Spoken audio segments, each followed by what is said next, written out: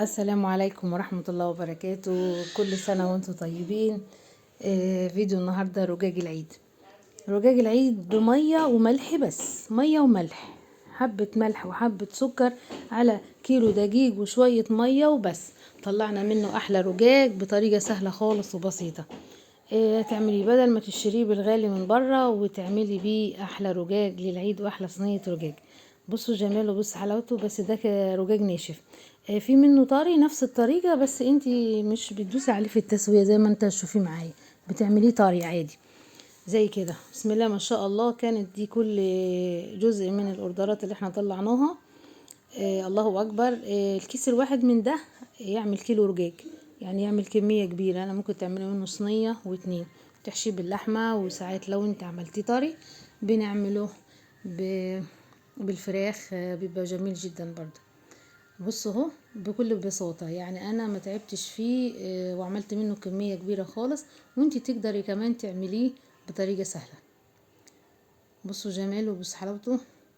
وفي منه طبعا زي ما هو ناشف كده بيتعمل فتة بطعمه جميل جدا. في أكلة مشهورة عندنا في الصعيد بتبقى بالرجاج دوا، باللحمة، بس بتتعمل في حاجة اسمها زي الفخار كده برام.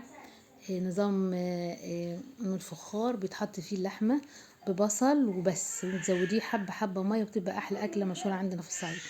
أهو كل اللي أنا عملته إن أنا قطعته قطع صغيرة زي الفطير بالظبط، وحطيته كده وغطيته بكيس علشان بس وشه ما يشجكش. وبفرده زي ما انت شايفه كده، بفرده دايره صغيره، وباخد بنشابه الرولة واروح فرداه ومدخلاه الفرن. طبعا ده في فرن غاز.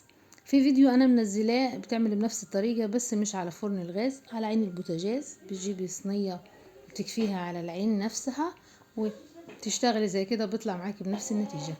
بس ده طبعا ده اسرع في حاله ان انا بعمل منه كميات كبيره، هينجز معاك. لكن لو انت هتعملي كيلو او 2 كيلو في البيت عندك على البوتاجاز، بتبقى طريقة البوتاجاز سهلة عليكي لو انت ما عندكيش غاز الفرن الغاز.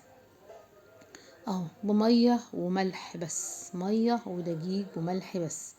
كيلو الدقيق بيعمل كمية حلوة خالص. يعني انت بتحطي كوبايتين مية، عليهم ذرة ملح وذرة وشوية سكر صغيرين، وبتعجنيهم وبتسيبيهم. انت ما بتعمليش فيهم اي حاجة، هما بيريحوا زي عجينة الفطير بالظبط، نفس الطريقة. بس انا حبيت ان انا اوريك اكتر وانا شغالة ازاي، بس مش العجين ازاي، لان انت عجننا فطير اكتر من مرة، هو نفس الطريقة اهو. ولو انت بتشوفيني اول مرة، الطريقة سهلة خالص وبسيطة، كأنك بجد محترف ما شاء الله. طبعا اكيد ما تنسيش الاشتراك في القناة، وتفعل الجرس عشان يوصلك من عندنا كل جديد. انا ان شاء الله باذن الله في كمية فيديوهات نازلة بعد العيد هتعجبكم خالص. اهو باقل كمية من الدقيق بتعملي كمية كبيرة خالص. تعملي شاورما لو طري، تعملي فتة، تعملي صينية رجاج، يعني اللي انت عايزاه هتعمليه، وبدل ما تشتريه بره. وده حاجة نظيفة وطعمه مختلف على فكرة عن اللي في المحلات. اللي في المحلات سبحان الله بيبقى خفيف جدا. ايوه هو رقيق بجد يعني، بس بيبقى الطعم مختلف. البلدي بلدي والبيتي بيتي، حاجة نظيفة، حاجة مضمونة، وحاجة موفرة ليكي. اهو انت بتفرديه من على الاطراف زي كده، بيتفرد معاكي. انت كل شوية تقلبي العجينة على الناحية دي وعلى الناحية دي، وبتشتغلي بيها زي ما انا بعمل كده بايدي، بتتمط معاكي اكتر، وبدخليها الفرن.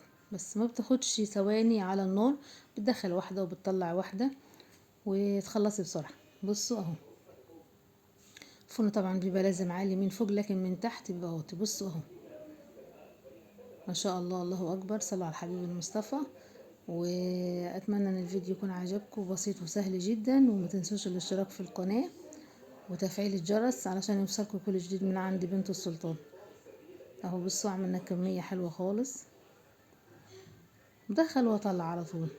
كل سنة وانتم طيبين، واحلى رجاج رجاج العيد. اهو بص كمية حلوة كيف ما شاء الله، الله اكبر. هو مجرمش جدا وحاجة نظيفة. السلام عليكم ورحمة الله وبركاته.